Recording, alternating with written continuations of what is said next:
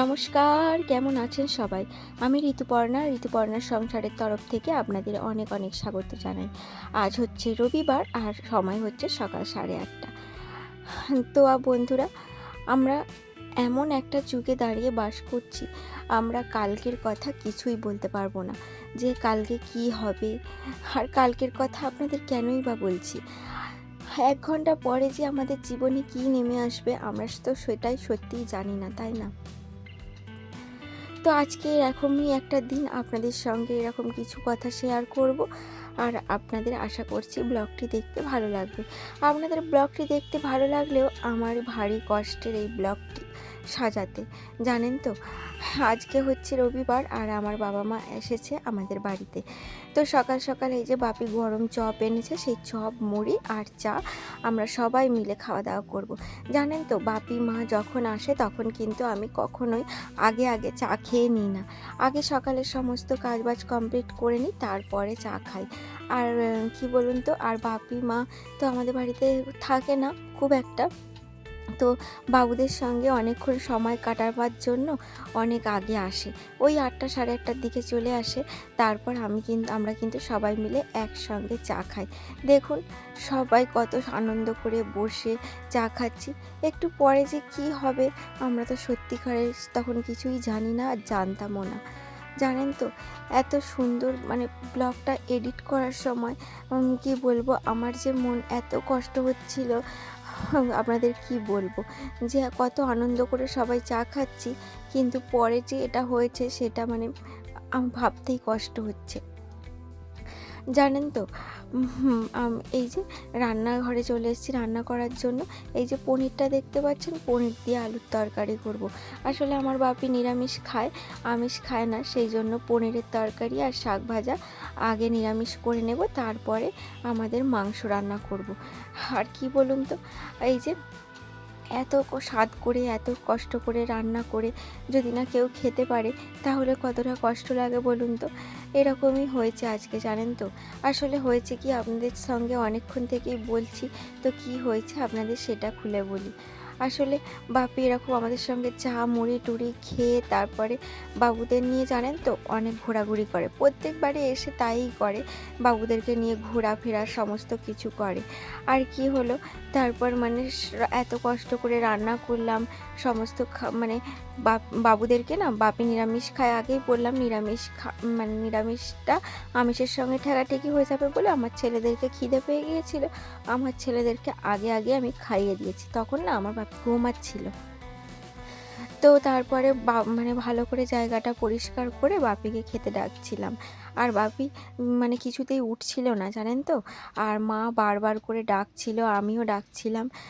তো ডাকতে ডাকতে মানে অনেকক্ষণ পর উঠে সেই মাথাটা গুঁজে বসেই রয়েছে। আর আমরা তো জানি না, আর আমি বলছিলাম, আর আমি ভাতের থালাটা নিয়ে না দাঁড়িয়েই ছিলাম।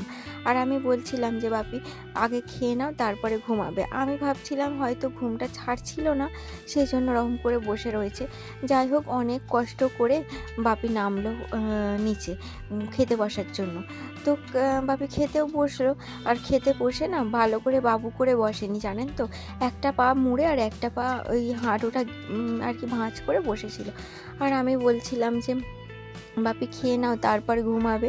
তখন আমি বুঝতে পারিনি যে বাপির কিছু হচ্ছে আর কি। তারপর মানে বাপি না খাচ্ছিল না আর কি। আর আমি আর মা বিছানায় বসেছিলাম, আর বাবুরা খেলছিল, আর আমার শাশুড়ি মাও বসেছিলেন। তারপরে বাপি না এপাশ ওপাশ করছিল, খাচ্ছিল না কিছুতেই। তারপরে আমি বলছিলাম বাপি কি হচ্ছে? বাপি বলছিল আমি আর খাবো না, আমার প্রচণ্ড গরম হচ্ছে। জানেন তো, এক গালও ভাত গালে তোলেনি। তারপর বাপির দিকে একটা বড় পাখা বাপির দিকে ঠিক করে দিই যে বাপির গায়ে হাওয়া লাগবে।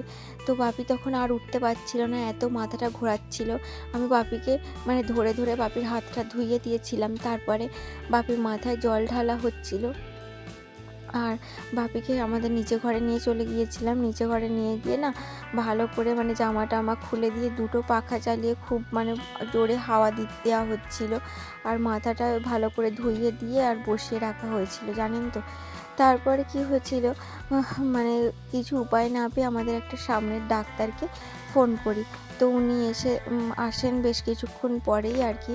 তো আসার পরে প্রেশার সমস্ত কিছু দেখেন, একদম প্রেশার ছিল না, খুব অল্প প্রেশার ছিল। তারপরে মানে গ্যাসও হয়ে গিয়েছিল একটুখানি। জানি না, বাপি তো সেরকম কিছু খায় না, তবুও মানে গ্যাস ট্যাস হয়ে গিয়েছিল। যাই হোক, তো বাপি কিছুতেই উঠতে পারছিল না, এত মাথা ঘোরাচ্ছিল। আর তো ওরকম কিছু বুঝতে পারি না, ডাক্তার আসার আগে আমি ওই যে আমাদের ঘরে গ্যাসের ওষুধ ছিল সেটা খাইয়ে দিয়েছিলাম। তো তারপর ওই ডাক্তারবাবুকে বলেও ছিলাম যে ওষুধটা খেয়েছিল। তো ডাক্তারবাবু বললো ঠিক আছে। তো যাই হোক, ওইসব খাওয়ানোর পরে অনেকক্ষণ বাপি কিছু খায়নি। তারপরে ওই যে ডাক্তারবাবু ওই যে ওআরএস দিয়েছিল না, ওটা খেয়েছিল, ওআরএস টোআরএস খেয়ে দিয়ে ঘুমাচ্ছিল। তারপর বাপি তো আর গাড়ি চালিয়ে যেতে পারবে না, সেজন্য আমার এক জেঠুর ছেলে আর আমার ভাই এসে তারপরে ঘন্টা দুয়েক অপেক্ষা করেছিল। সে বাপি ঘরে তারপরে মানে ঘুমাচ্ছিল, ঘুম থেকে উঠে তারপর বাড়ি গেছে। আপাতত মানে ভালো আছে। কি বলবো, যে মানে কত আনন্দ করে প্রত্যেকবারে আসে, কত আনন্দ করা হয়। তারপরে যে হঠাৎ করে আমাদের বাড়ি এসে এমন হলো যে খুব মনটা খারাপ। সত্যি যে মানুষের জীবনে কখন কি হঠাৎ হঠাৎ করে এসে যাবে, মানে কিছুই বলার নেই। তো বন্ধুরা, সবাই ভালো থাকবেন আর সবাই নিজের আপন মানুষের খেয়াল রাখবেন। হঠাৎ করে কারোর জীবনে এরকম কোনো অন্ধকার নেমে আসুক আমি কখনোই চাই না। মানে বাপি এখন খুবই দুর্বল, কি হবে মানে জানি না, কি বলবো আপনাদের। সবাই সুস্থ থাকুক এটাই কামনা করি। আর আর কি বলবো, মানে অন্য ডাক্তারকেও দেখানো হবে। তো বন্ধুরা, সমস্ত কাজবাজ কমপ্লিট করে ফেলেছি। দুপুরবেলা তো আর কারোর খাওয়া দাওয়া হয়নি, আর খাওয়ার মনও ছিল না। এই সন্ধেবেলায় একটু চা নিয়ে বসেছি।